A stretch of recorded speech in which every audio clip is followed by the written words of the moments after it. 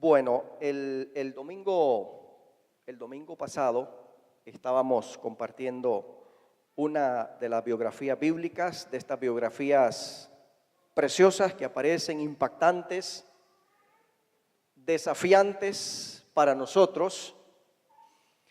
Y estábamos hablando sobre qué personaje bíblico. Vamos a ver, alguien ayúdeme a recordar ese nombre. José, hay varios Josés en la Biblia. ¿Cuál sería? José, el hijo. No me digan que el hijo de la mamá. Bueno, sí, del papá también. José, el hijo de Jacob, patriarca del pueblo de Israel, también Israel. Y estábamos estudiando sobre él. Hoy vamos a compartir otra biografía. Lo que me gusta de esto, bueno, realmente hay varias cosas, pero ahorita estábamos entonando una canción que dice que Dios, ese Dios eterno, y su misericordia es eterna, es para siempre y es de generación en generación. De generación en generación. Cuando estamos viendo, digamos, la semana pasada la vida de José, hoy vamos a estudiar sobre la vida de Job. Estamos hablando y estamos estudiando de hombres, personas humanas como usted y como yo, que vivieron en un país específicamente, que vivieron en un tiempo histórico específicamente, que cumplieron una misión, pero tan humanos como somos los que estamos aquí. Y la Biblia da testimonio de estas personas. Y fíjese que esa historia de sus vidas, o esa biografía, como llamamos, está escrita. El Espíritu Santo quiso que se registrara en este libro, la Biblia, precisamente para que usted y yo aprendamos de su ejemplo. Aprendamos de su vida, cómo ellos vivieron. Ellos vivieron en este planeta Tierra. Ellos vivieron cosas que nosotros vivimos, que muchas veces vivimos, pero ellos confiaban en ese Dios que usted y yo decimos que confiamos en Él. Es lo mismo, es lo mismo. Por eso es un reto, es un desafío muy grande. Un poquito antes de entrar en algunos detalles sobre la vida de este personaje, es que lo que nosotros aprendemos de Job, lo aprendemos básicamente de su libro. O sea, la biografía de Job está en el libro que lleva su nombre, el libro de Job, excepto dos menciones. Hay dos menciones que salen del libro de Job. Una está en el profeta Ezequiel.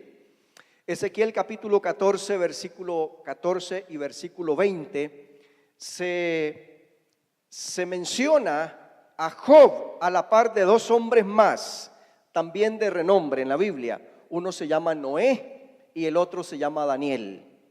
Y entonces Daniel, Noé y Job, el profeta Ezequiel lo destaca por su justicia, dice. Por su justicia. Si estuvieran Noé, Daniel y Job aquí, dice el profeta Ezequiel en su predicación, dice, ellos por su justicia apenas podrían salvar sus propias vidas, pero no podrían hacer nada por los demás. Así que esto es una cosa de relación con Dios y es individual. Otros no pueden salvarnos a nosotros. Y la segunda mención, aparte del libro de Job que tenemos sobre este personaje de Job, es el apóstol Santiago. Santiago capítulo 5, versículo 11. El apóstol menciona a Job y lo menciona como ejemplo de de paciencia, como ejemplo de paciencia. como ejemplo para nosotros, como ejemplo para la generación también de Santiago, los destinatarios, la iglesia, como ejemplo de paciencia. Ahora vamos al libro de Job capítulo 1 y versículo 1. Job capítulo 1 y el versículo 1. Y realmente no sabemos exactamente dónde estaba ubicado Uz, que ese que era el lugar de Job. Tal vez en algún lugar cercano a Egipto, no sé, de lugar de África, probablemente. Dice, hubo en tierra de Uz un varón llamado Job. Pero lo que sigue es muy importante. Y era este hombre como, dice 4 cosas: perfecto, recto, temeroso de Dios y apartado del mal. ¿Quién dijo eso de Job? Y si vamos al capítulo 2, versículo 3, noten que Dios dice exactamente lo mismo y esta vez se lo dice al diablo, se lo dice a Satanás. Y le dice Jehová, y dijo Jehová a Satanás, no has considerado, no has visto a mi siervo Job, que no, oiga esto que dice, que no hay otro como él. ¿Qué le parece? Ahora está hablando de un hombre excepcional en estas características que dice. No hay otro como él, dice.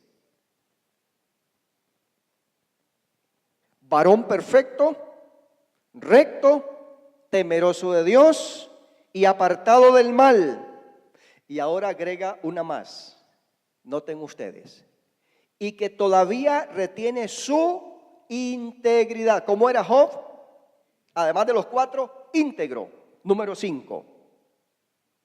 Y si le sumamos lo que dice Ezequiel, ¿cómo era Job? ¿Qué más tenía? Era un hombre de justicia. Y sumémosle lo que dice el apóstol Santiago, entonces era un hombre ejemplo de paciencia. O sea, cuando hablamos de paciencia, casi que habría que hablar de Job, necesariamente, ¿no? Ejemplo de paciencia, por lo menos 7 características importantes, muy importantes, tenía este hombre, tenía Job. Luego dice aquí un poquito sobre su familia, la familia de Job. A veces se destacan hombres, individuos, pero no dice nada de la familia. Pero aquí dice algo de la familia y habla de la función de Job en su entorno familiar, por lo menos su núcleo familiar inmediato. En el capítulo 1, versículo 2, dice que tenía 7 hijos y 3 hijas, es decir, tenía una familia de 10. Tenía una familia de 10, Job, y luego dice algo más sobre su posición social. Dice que Job era un hombre muy adinerado. Versículo 3, capítulo 1, versículo 3, su hacienda era 7,000 ovejas, 3,000 camellos, 500 yuntas de bueyes, 500 asnas y muchísimos criados. ¿Y qué más dice? Aquel varón era más grande que todos los orientales. Oiga, cuando dice que era más grande, probablemente se refiere a que era el más rico de toda aquella región. Tremendo este Job, ¿no es cierto? Versículo 4, e iban sus hijos y hacían banquete en sus casas, cada uno en su día. y enviaban a llamar, ¿a quién? A sus 3 hermanas. Este es un detalle, como decimos, es un detallazo. ¿Por qué? Porque a veces los varones se apartan y discriminan a las mujeres, a sus hermanas. Y que dice que estos muchachos traían a sus hermanas también a sus celebraciones, a sus fiestas. Esto parece decirnos que la familia, los hijos de Job, eran una familia unida. La vez pasada, hablando de José, no encontramos eso. La familia de José era otra cosa. Los hijos peleoneros, ¿verdad? Bochincheros y envidiosos y rencorosos, y entonces quisieron eliminar a su hermano. Ok, aquí ¿qué es lo que encontramos? Aquí encontramos que la familia, más bien, ellos son unidos y participan y son amigables entre ellos. Tenía entonces una bonita familia Job. Ahora, encontramos otra cosa bien importante, capítulo 1, versículo 5. Y esto habla de liderazgo en la casa de Job. Y acontecía que habiendo pasado en turno los días del convite, de la invitación, de la fiesta, Job enviaba y los santificaba. Y se levantaba de mañana y ofrecía holocaustos conforme al número de todos ellos. Yo me imagino que serían 10 holocaustos. Supongo que eran 10. Dice que era conforme al número de ellos. Uno por uno iba ofreciendo un holocausto. Uno por uno los iba presentando delante del Señor. Por aquel sentimiento, tal vez habrán pecado contra Dios. Entonces hay que redimirlos, hay que ponerlos delante de Dios, hay que pedir el favor, la misericordia de Dios sobre ellos. ¿Cuántas veces hacía Job esto? De esta manera, versículo 5 al final, hacía todos los días. ¿Cuánto? Todos los días. Wow, decimos nosotros, ¿verdad? No era que hacía una oración el domingo cuando venía al culto a la escuela bíblica dominical. No era ahí de vez en cuando. Esto lo hacía Job, ¿cuánto dice? ¿Cuánto? Todos los días, muy temprano. Hermanos padres de familia, ¿qué les parece? Usted que ha sido puesto por Dios como jefe de casa, como cabeza, dice la Biblia que el varón casado es cabeza del hogar, no dice que es cabezón. A veces lo entendemos como así. Bueno, si yo soy cabeza, entonces yo soy el que mando, entonces yo soy el que determino, entonces yo ordeno, aquí no se hace nada, no se mueven ni las hojas de los árboles sin mi opinión, sin mi decisión, más que mi opinión. No era eso. Es un liderazgo, pero es un liderazgo espiritual real, práctico. ¿Qué les parece si nosotros como papás y como cabezas de casa, líderes de hogar, todos los días muy temprano nos ponemos delante de Dios para presentar a nuestros hijos? ¿Qué creen ustedes que podría ocurrir eso? ¿Qué efecto eso podría traer en el entorno de nuestra familia? ¿No es cierto? Podríamos esperar milagros. Milagros con aquel muchacho rebelde, desobediente, mundano. Aquel que escuchó la palabra desde chiquito, pero luego se endureció su corazón. Dios tiene poder para transformarlo, ¿no? Dios tiene poder para cambiarlo, Dios tiene poder para traerlo otra vez. Tal vez Dios está esperando una intercesión más constante, más fuerte, más dinámica de parte de los cabezas de hogar. Una participación más activa de parte de los cabezas de hogar. Mire, Job todos los días, dice, presentaba sus sacrificios, su intercesión, sus oraciones en favor de por cada uno de sus hijos, de sus 10. Tremendo este Job, ¿no es cierto? Tremendo este Job. ¿Qué ejemplo, qué mensaje nos manda, qué desafío nos manda a nosotros? Con todas las características estas preciosas, extraordinarias de Job, aparece otra cosa en el escenario. Bueno, aparece otro personaje en el escenario. Primeramente, nosotros no sabemos exactamente quiénes son, pero dice que versículo 6, un día, capítulo 1, versículo 6, un día vinieron a presentarse. Un día, eso, hermanos, ese día puede ser para cualquiera. Un día vinieron a presentarse delante de Jehová los hijos de Dios, entre los cuales vino también Satanás. Ahora, y si les pregunto quiénes eran esos hijos de Dios, ¿a quién se refiere? La verdad es que no sé. Tal vez sean ángeles. Eso opinan varios escritores, comentaristas. Tal vez fueran ángeles.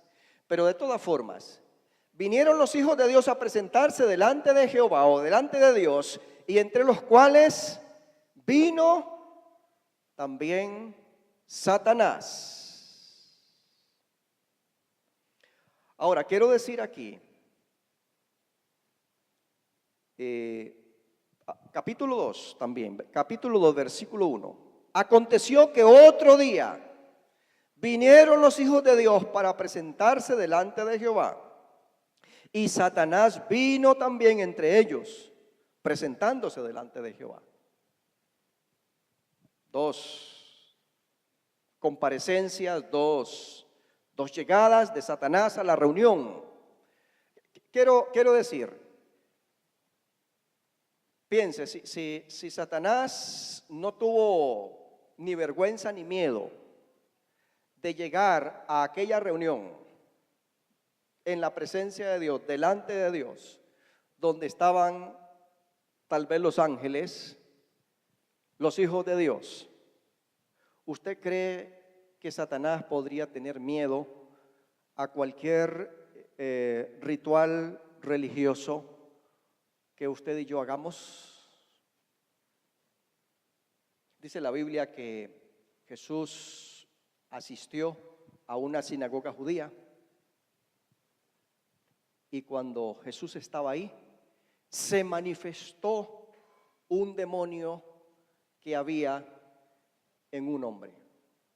¿Y dónde estaba? Estaba en el culto ahí en la sinagoga. Pareciera que a Satanás no le importa entonces que sea un culto o que sea una sinagoga judía. Y no le importa entonces que haya una Biblia abierta.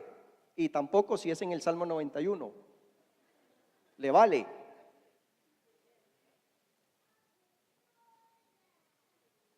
No le tiene miedo a eso. Y llegó donde estaba Jesús orando y ayunando en el desierto. Y le dijo: mira todos los reinos del mundo y la gloria de ellos, y todo esto te lo daré si postrado me adorares. Y lo tentó 3 veces, dice el Evangelio, a Jesús mismo. Y Jesús le dice: no tentarás al Señor tu Dios, le dice. Fíjese qué atrevido, al mismo Jesús. No piense, hermano, que con un ritualito, y si usted dice aleluya, y aleluya es una buena palabra, es gloria a Dios, alabado sea Dios, eso es aleluya. Pero no piense que si uno dice aleluya, el diablo se va a ir, o el diablo, eso le va a impedir a él llegar, estar, presentarse allí, molestar en ese lugar y a esas personas. No, vino y se presentó también delante de Dios, dice aquí en el texto. Otra cosa, versículo 7, le hace la pregunta el Señor: ¿de dónde vienes? ¿Y qué respondió el diablo? Dice que vengo de recorrer, de rodear la tierra, de recorrer la tierra, rodearla y andar por ella. ¿Usted piensa que en la de menos ha pasado el diablo cerca de su casa? ¿Usted cree que en la de menos pudo andar por San José de la Montaña? Yo creo que sí, ahí dice que la tierra, toda la tierra. Y esto no significa que el diablo sea omnipresente, tampoco que sea omnisciente. Pero si dice aquí el texto que el diablo anda, y ha andado, y anduvo, y andará, rodeando la tierra, andando por ella, ¿por qué será? ¿Es que es un buen turista? ¿Qué creen que anda haciendo? Mire, este diablo no anda vagueando. ¿Saben qué anda haciendo? Primera de Pedro capítulo 5, versículo 8. Primera de Pedro capítulo 5, versículo 8, tenemos un llamado y luego una advertencia. El llamado es velad. ¿Qué significa? ¿Saben lo que significa velar? Velar, ¿qué es? Significa estar despierto, estar despabilado, significa estar atento. Eso es velar, estar vigilante. Dice el apóstol Pedro a sus lectores, a la iglesia le dice y nos dice: velad, porque vuestro adversario, que significa enemigo, el diablo, anda. Ya Job ha dicho que anda por la tierra. Dice, anda al... Wow. No sé si es que anda por aquí también. A lo mejor tenga que ver algo el diablo con el sonido.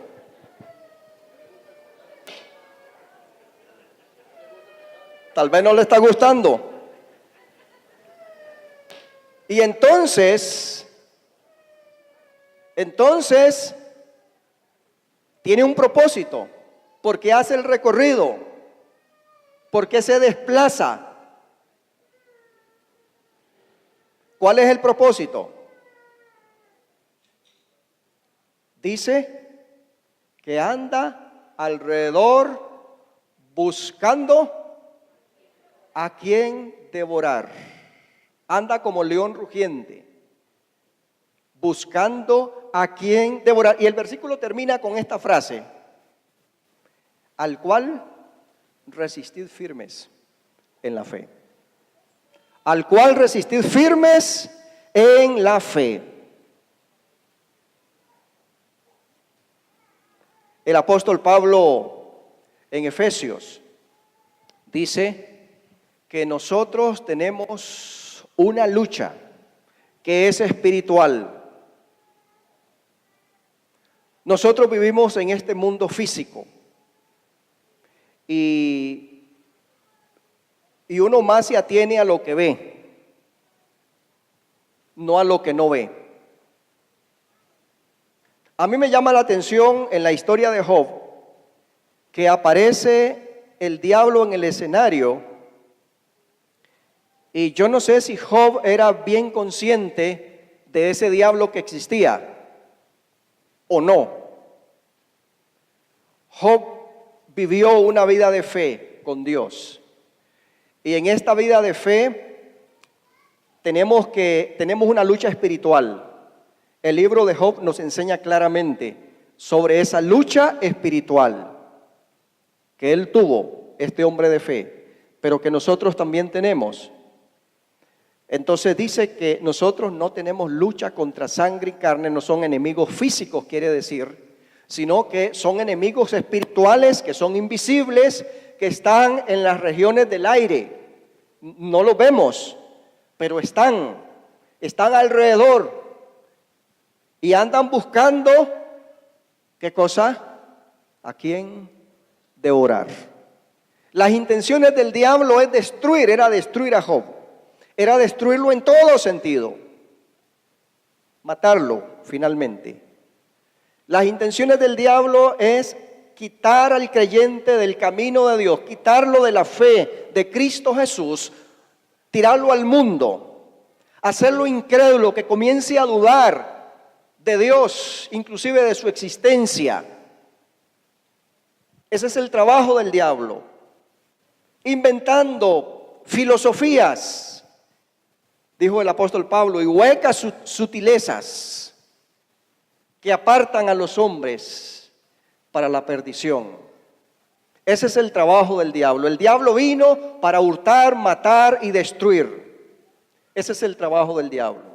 Nada bueno.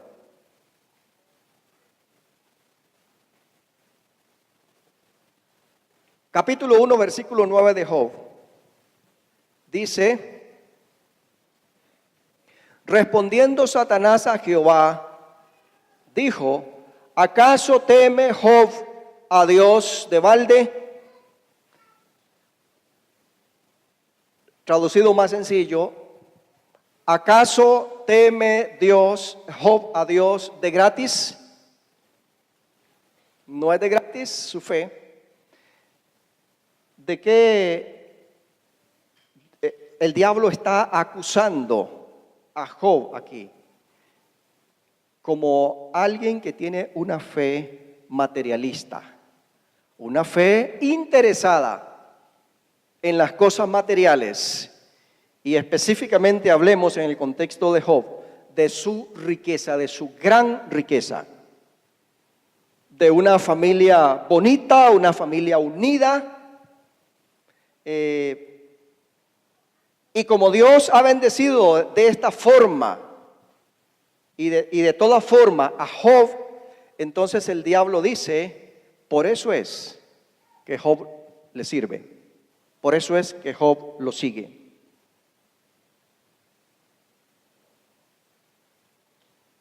En el Salmo 64, versículo 6, nos dice la Escritura que el enemigo, y ahí no necesariamente en ese contexto del Salmo, enemigo no es estrictamente el diablo.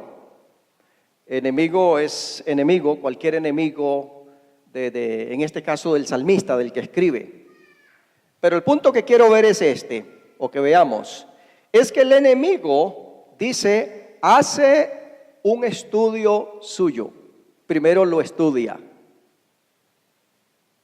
y después lo tienta. Primero lo estudia y después lo ataca. Realmente no lo está atacando sin estudio previo. Vamos a decir que desde ese punto de vista es estratega, ¿no? Como que el diablo ha hecho un estudio exhaustivo de nosotros. El diablo conoce quién es usted. El diablo conoce quién soy yo. ¿No es cierto? No lo conoce porque él sea omnisciente. Lo conoce porque lo ha estudiado, te ha estudiado. Él sabe dónde vive, porque ha rodeado ya su casa, ya ha ido a su casa, ya ha pasado por ahí. Ha pasado por aquí. Claro que sí, él sabe dónde estamos, dónde trabajamos, qué somos. También sabe qué clase de creyentes somos. Ustedes recuerdan cuando en Éfeso habían unos aficionados a sacar demonios. Y cuando estos decían, en el nombre de Jesús, del Jesús que predica Pablo, ¿qué dijeron los demonios? Nosotros conocemos quién es Pablo y nosotros conocemos quién es Jesús y nosotros conocemos también quiénes son ustedes. Y casi nada, ¿verdad? Salieron aruñados y desnudos o semidesnudos. ¿Sabe por qué? Porque el diablo nos conoce. El diablo nos conoce. Usted tiene que tener cuidado cómo vive. El diablo conoce cómo vive usted. El diablo conoce cómo vivo yo. Cuando Dios le pregunta al diablo que si no ha considerado, no ha visto a Job, la pregunta no es porque no lo conozca. Como si el diablo le dice, no sé quién es, ¿por qué no me lo presentas? A ver. No es eso. Claro que el diablo es más, el diablo ya había estudiado a Job. El diablo ya había ido a la casa de Job.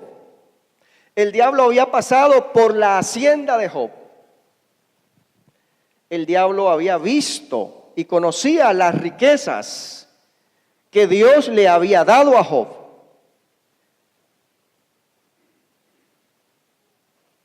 ¿Y cómo sabemos eso? Versículo 10, capítulo 1, versículo 10 de Job. ¿No le ha cercado alrededor a él y a su casa? ¿Cómo sabía? Había visto que Job tenía una muralla tremenda. Una muralla. ¿Quién sabe? Tal vez más alta que la muralla china. Bueno, realmente no era una muralla física. No sé, algo así como la cerca eléctrica. Mejor todavía que la cerca eléctrica.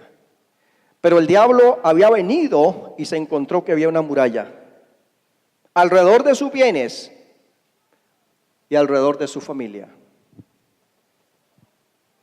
Había una cerca, había un cerco. Él dice aquí, no le ha cercado alrededor a él y a su casa y todo lo que tiene. Al trabajo de sus manos has dado bendición.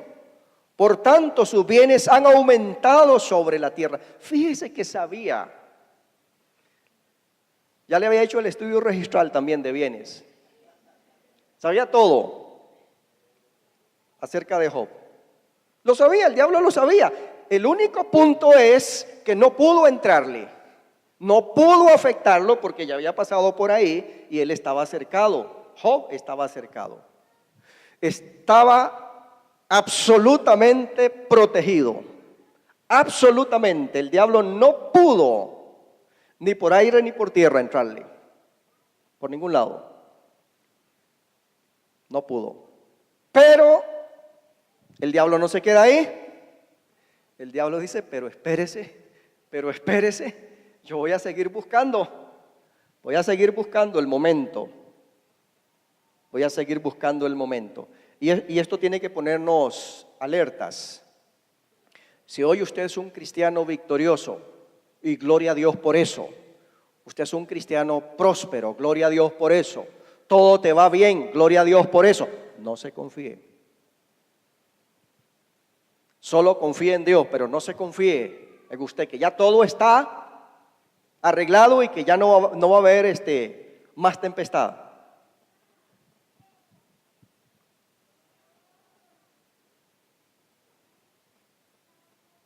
El Salmo, con respecto a esto del versículo 10, el Salmo 91, para mí es precioso y no es que lo tengo como amuleto, pero es precioso, sí, realmente. Y dice que el que habita al abrigo del Altísimo morará bajo la sombra del Omnipotente. Veamos dos cosas ahí. Una es que hay primeramente una condición o un requerimiento. ¿Cuál es? habitar bajo el abrigo del Altísimo. Habitar. Tenemos que vivir debajo del abrigo de Dios. Eso no es nada automático. Es algo que uno escoge, es algo que uno desea, es algo que uno decide. Meterse debajo del abrigo del Altísimo o no meterse. Se puede meter o se puede no meter. Uno puede entrar por la puerta o no entrar por la puerta. Uno puede creer o puede ser incrédulo, rechaza toda fe. ¿Y cuál es el beneficio? Ahí en el versículo 1 del Salmo 91. Morará bajo la sombra del Omnipotente. ¿Cómo se llama eso? Bueno, le decimos popularmente cobertura, protección. Bajo la sombra del Omnipotente, ahí es donde está el cerco. Ahí está el cerco. Es un cerco que Dios pone. Es invisible, pero el diablo lo ve perfectamente bien. Lo ve. Y si usted decide habitar bajo la sombra del Altísimo, entonces usted va a poder morar, va a poder disfrutar de esa cobertura, de esa bendición sobre su propia vida. La prosperidad que a veces queremos de parte de Dios, la queremos sin costo alguno.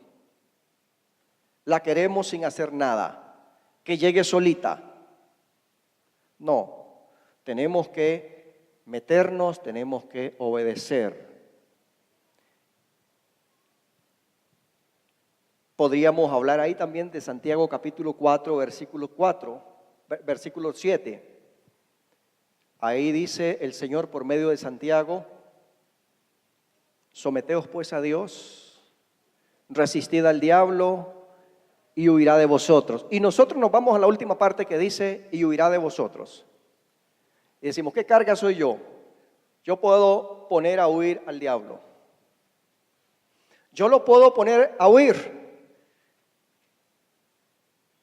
Sí está escrito que yo soy hijo de Dios y por lo tanto yo lo puedo poner a huir. Y nos olvidamos que dice: sométanse a Dios. Y eso no es otra cosa que obediencia. Obedezcámosle a Dios. Y si le obedecemos a Dios, va a haber autoridad de Dios, cobertura de Dios sobre nuestra vida para enfrentarnos al diablo. Y entonces va a tener que huir. Dice dos cosas que tenemos que hacer: someternos a Dios y resistir al diablo. Resistir al diablo significa la lucha, significa el enfrentamiento, significa que tenemos que dar una pelea. Eso significa una pelea espiritual. El diablo realmente no va a salir huyendo tan fácilmente. Es más, dice el Evangelio de Lucas capítulo 4, que cuando Jesús fue tentado por el diablo en el desierto, y después de terminar la tercera tentación, el Señor le dice: vete de mí, Satanás. Y el texto dice así: y el diablo le dejó por un tiempo. ¿Qué significa eso? Que este diablo tenía intenciones de regresar otra vez. Tal vez regresó en otros momentos que la Biblia no nos cuenta. Pero dice: le dejó por un tiempo. Esto significa que la lucha y la batalla espiritual es una batalla constante, que nosotros tenemos que estar dispuestos a librar. Pelear la buena batalla. Hablábamos la vez pasada, el domingo pasado, de José. Yo creo que José resistió al diablo cuando estaba resistiendo a la tentación de la esposa de Potifar. porque la verdad fue que no fue una cuestión de un momento nada más, sino que la tentación y el ofrecimiento y la insinuación vino durante muchos días, muchos días, muchos días. Aquello que le diría cosas lindas, guapísimo, usted está buenísimo, quién sabe qué cosa le dijo, y le dice, y venga y tenga sexo conmigo. Así, bien clarito. Una y otra y otra y otra vez. Resistir al diablo. Y el Señor nos manda que nos sometamos a Dios, pero también libremos la lucha, la resistencia. No te des por vencido, tenés que luchar y tenés que luchar y tenés que luchar. El diablo es insistente, es majadero. Entonces, con la primera cosa que hizo en la vida de Job, es más, ustedes ven que hay dos momentos ahí. Hay un primer momento cuando el diablo viene para querer arruinar la fe de Job y que él dijo que era fe interesada. Le dijo a Dios, Job a usted le obedece y lo quiere y le teme porque usted lo ha bendecido mucho. Pero el día que usted le quite esos bienes, Job va a maldecirle a usted en su misma cara, dice el diablo.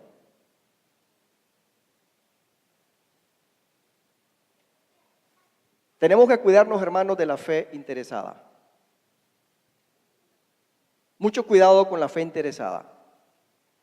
Llamémosle la teología antibíblica de la prosperidad.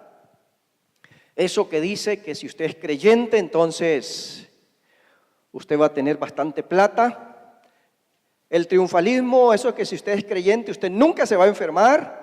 El diablo nunca va a poder tocarlo, ni siquiera le da a Dios permiso de tentarlo. Y otras cosas. Triunfalismo.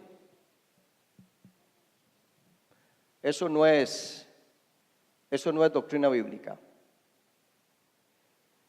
Y hay gente que se acercan a Dios solo por una fe interesada, nada más. Dios, si usted me sana de esta enfermedad, si usted me saca del hospital, si usted me saca de esta crisis, entonces yo me voy a entregar a ti. Entonces, de ahora en adelante, yo sí te voy a servir.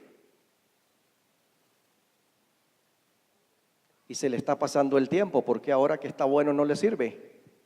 Y porque ahora que no está en crisis, sí se entrega. Y se compromete en serio con el Señor, porque tiene que esperar aquel momento. Pero ¿sabe lo que pasa? Y que hay gente que sí logró salir de esa crisis. Y era mentira lo que le estaban diciendo a Dios. Era mentira. O hay algunos que cuando ven que la vida cristiana tiene pruebas, entonces renuncian a la fe cristiana, renuncian al Señor, se vuelven al mundo. Esa es esa fe interesada. Y el diablo reconoce muy bien esa fe, la sabe identificar muy bien. Este es un cristiano que con el primer huracancito que se vino, el primer socoñoncito, se fue al suelo, se derrumbó. Es ese tipo de cristiano. Job se demuestra que no tenía esa fe. Job amaba a Dios mismo, con plata y sin plata, con familia y sin familia. Miren, hermanos, yo estaba pensando, ¿cómo sería que a uno se le mueran 10 hijos el mismo día en un solo jalón? ¿Usted lo ha pensado? A Job le pasó eso exactamente.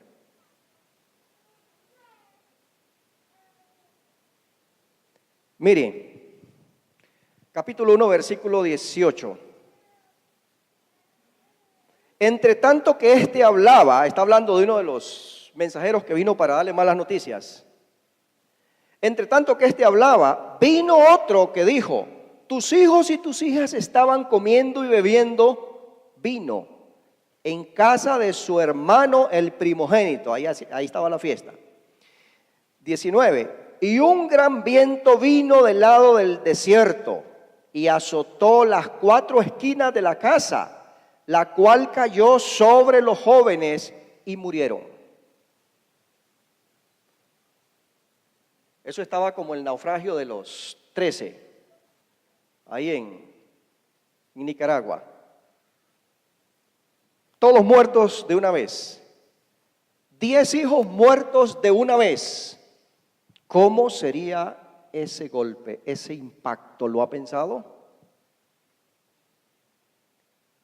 Pero ya otras noticias malas habían llegado antes, ahí en los versículos anteriores, sobre sus bienes, sobre sus criados, todo esto, la destrucción.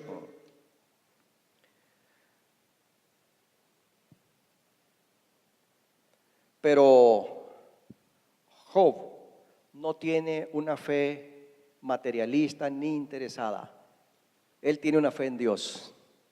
Él tiene su fe puesta en Dios, en el autor y consumador de la fe, en el Todopoderoso.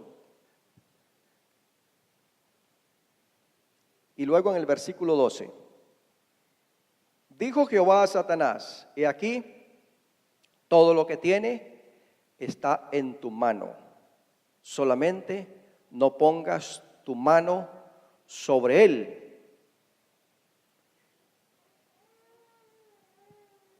Aquí va a decir esto. Y luego, en la segunda fase o etapa de la tentación, le dice que toque su cuerpo, solamente no toque su vida.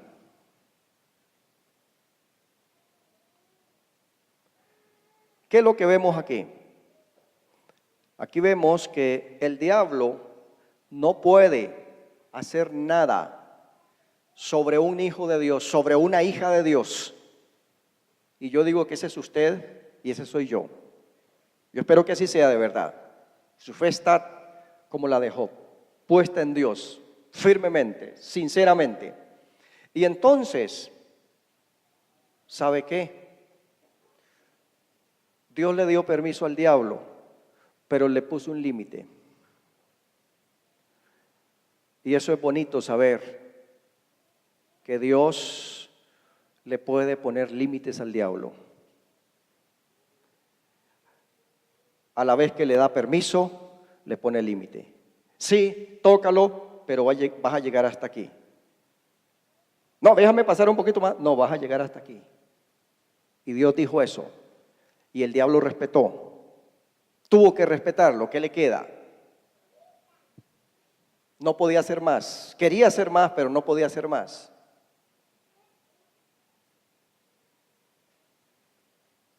Y quiero ver en el punto siguiente, también en el versículo 12, capítulo 1, versículo 12 ahí de Job, con la intensidad de las tentaciones, Dios también controla eso. Un pasaje que conocemos, precioso, del apóstol Pablo, 1 de Corintios, capítulo 10, y el versículo 13, dice esto: para todos los que somos tentados, cópienlo. No os ha sobrevenido ninguna tentación que no sea humana. Oiga, las tentaciones que te vienen no vienen de Marte, ni de Júpiter. Las tentaciones que te vienen están como las de Job, están como las de José, están como las de Cristo, tentaciones como las que han tenido los creyentes. Eso está diciendo. No ha venido ninguna tentación que no sea humana. Por un lado, pero por otro lado dice, pero fiel es Dios, que no os dejará ser tentados, que dice, más de lo que podéis, más de lo que podemos resistir o soportar. Yo me imagino eso así.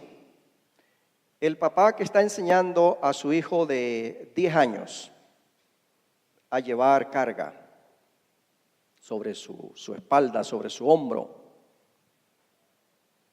no se le va a ocurrir ponerle 100 libras. ¿Por qué? Él sabe que su cuerpo, su condición física, sus huesos no están capacitados para 100 libras. ¿Cuánto le pondrían? ¿Cuánto cree? ¿10 libras, 15 libras, 20 tal vez? Es decir, lo mide y le dosifica el peso. Le dosifica el peso para no sobrecargarlo. En otras palabras, la tentación que usted ha sufrido o la tentación que vas a sufrir en el futuro, por más grandota que usted la vea, ¿sabe qué? Está dosificada por tu Padre Celestial. Eso es. Está calculada, está pesada, para que usted sí la pueda sobrellevar y usted salga en victoria y usted venza esa tentación. Y si no la venciste, es por inútil, es por flojo, es por dejado. Y puedes seguir agregando la lista ahí. Porque Dios promedió exactamente lo que iba a permitir que te llegara. Recuerde que Dios le pone el límite al diablo. Si lo hubiera dejado a la libre, nos hubiera matado hace rato. No nos ha matado porque Dios le puso un límite que no puede traspasar.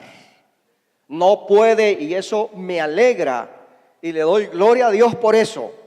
Dios sí tiene control sobre el diablo. El diablo es diablo bien malo, pero Dios lo tiene ahí, bajo su control. Le pone límites. Aún así, bueno, hay una expresión linda, preciosa, ahí en el libro de Job, capítulo 23, versículo 10, que dice: me probarás y saldré como oro. ¿Cuál es la característica del oro? Y el apóstol Pedro usa la misma imagen del oro comparado con la fe del cristiano. El apóstol Pedro dice que nuestra fe sometida a la prueba, más preciosa que el oro, dice, sale más preciosa que el oro. La fe sometida a la prueba, al fuego de la prueba. Es que el oro, lo que es oro de verdad, entre más se quema, más puro es. Eso es, hermano. Eso es, hermano. La prueba, después de todo, no tiene un mal fin, aunque de pronto es fea. La prueba tiene un fin de Dios, un propósito de Dios en nuestra vida, para enriquecernos, para afirmarnos, para darnos mejor agarre. Y Job decía: me probarás y saldré como oro. Está bueno, ¿no? Aún así, hermanos, yo creo que deberíamos de orar como dice en el Padre Nuestro, el capítulo 6 de Mateo, versículo 13. Una de las peticiones que está en esta oración modelo dice: y no nos metas en tentación, mas líbranos del malo, del maligno, puede ser, del diablo. Y no nos metas, como si fuera Dios que nos mete. Bueno, de alguna manera sí. El diablo nos mete en la tentación y nos propone la tentación, pero acuérdense en que es por permiso de Dios. Entonces lo que en la oración a lo mejor queremos decir es: Señor, no nos expongas a la tentación. Y si nos expones, que sea, como leímos en el otro texto, dosificado. Y si nos expones, que nos des la fuerza para vencer, para salir adelante. Hermanos, nuestra fe debe de ser como la fe de Job. En este tiempo, en todo tiempo realmente. Usted y yo ahora somos los protagonistas. Los protagonistas bíblicos ya se quedaron en la historia. Y los tenemos aquí para aprender de ellos. Pero los protagonistas ahorita en vivo y a todo color, somos usted y yo. Y que Dios nos ayude para que podamos salir como salió Job, en victoria, triunfante, venciendo, vencedor realmente. Y tenemos esa capacidad, una capacidad que Dios nos ha dado, pero sí necesitamos poner nuestra confianza, poner nuestra obediencia, poner nuestra vida completa en Él, para que nuestra caminata hasta el final de este mundo sea para la gloria de Dios. Señor, en este momento te damos la gloria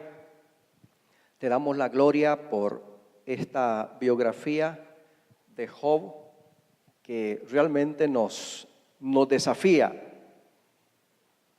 Un hombre que se enfrentó a la lucha, una lucha frontal, tremenda, profunda, que tocó áreas de su vida profundamente, pero un hombre que tenía la confianza, su confianza puesta en ti, de todo su corazón, de tal manera que desafiaste al diablo mismo con Job.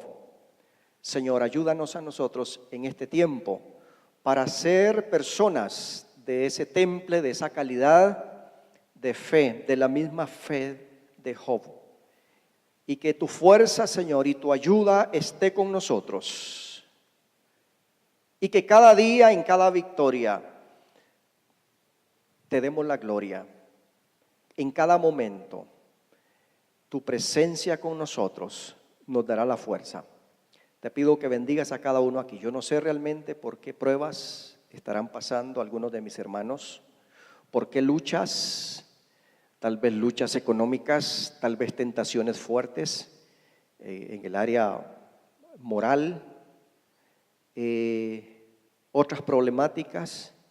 Yo te ruego, Señor, que bendigas y ayudes a cada uno de mis hermanos y les des las fuerzas para que sus vidas traigan gloria a tu nombre. Gracias, Señor. Bendice a este pueblo, bendice a cada una de las personas aquí. Trae protección para cada uno de ellos, dirección, provisión, en el nombre de Jesús. Gracias. Amén. Que Dios los bendiga. Terminamos.